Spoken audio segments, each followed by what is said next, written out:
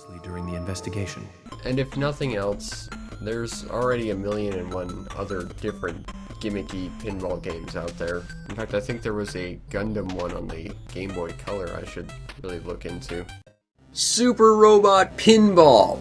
Yes, this was a game I referenced during my Pinball Quest review way back when. Although I actually misnamed it Gundam Pinball, this was the one I was talking about. And now that I finally have a copy, I can really talk about it. Way back when, I pretty much just wrote it off as a knockoff pinball game with just a gimmick of being Gundam themed, but in actuality, it is quite a solid pinball experience. Now, the story itself is that the pinball universe is being taken over by giant monsters, so take your super robot and blow them up. It's a pinball game, there's no actual story, but near as I can tell, that was probably what they were going for. Now, the core focus of gameplay is getting your ball into the center of the upper level, attacking basic enemy units, such as Zagus and what have you.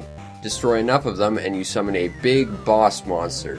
Once you've summoned your enemy boss monster, you've got 2 minutes to shoot your pinball into the upper left-hand corner of the table to summon your super robot of choice, where you are given a small handful of a much larger pool of robots to pick from. It was then that I decided to pick the Gundam, because it was the first thing I really recognized, and was greeted with this. Yes, that is in fact an 8-bit rendition of Gundam's theme.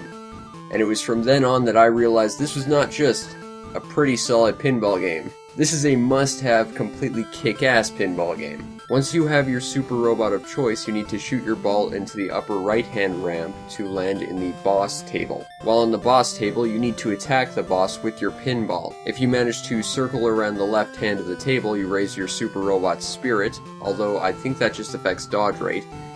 If you manage to circle around the right, you power up their attack. If powered up to the 3rd level, your super robot will lay the smackdown with an anime-style super attack, which really hits home the fact that this is based around anime and manga, which is really, really cool.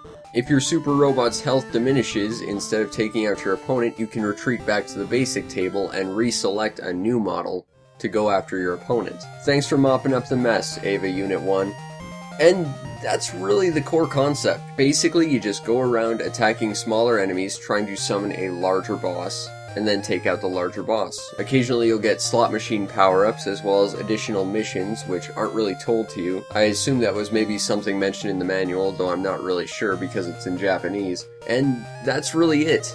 Now, as a pinball game, one of the biggest things you need to worry about is how well it works. Because, of course, physics in pinball are kind of important.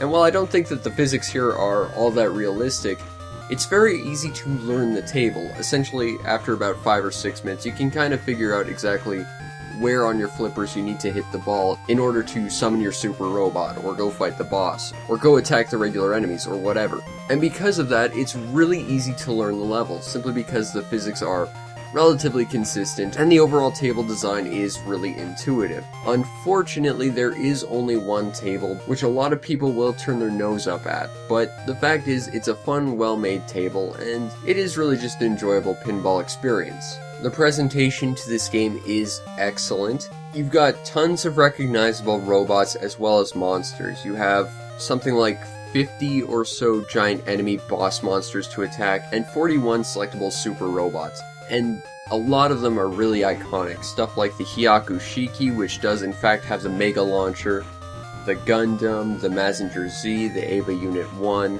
as well as a lot of other things I don't recognize. And oh, what's this?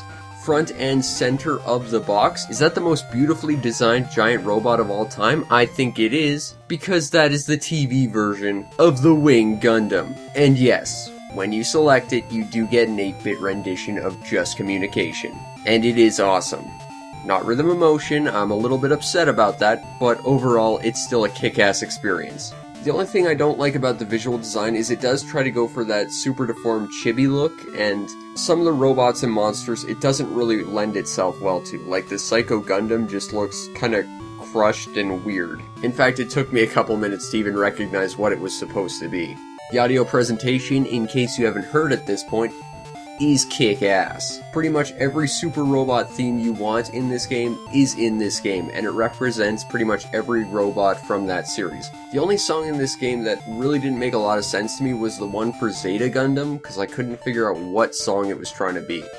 But aside from that, you've got pretty much every recognizable tune you would want in this game, which is pretty much anyone's dream when it comes to piloting a giant robot in the pinball universe. Come on, if you're killing giant monsters with giant robots in an awesome kick-ass arcadey pinball simulation thing, you need some killer jams, and this game provides. And that's really Super Robot Pinball in a nutshell. It's a game with an amazing amount of presentation, and it's just a really fun table with a lot of personality, especially if you like super robots, giant monsters, manga, anime.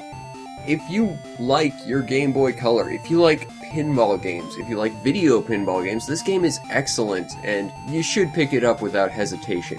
It is a Japanese exclusive, but considering it's a pinball game, there's really, no language barrier to speak of here. And despite this game not being terribly common, as far as I can tell, it's not expensive at all. I got my copy complete, which is a rarity for me, for about $15, and it tends to sit around there. So while it's not wildly common, it's an absolute steal for its cost.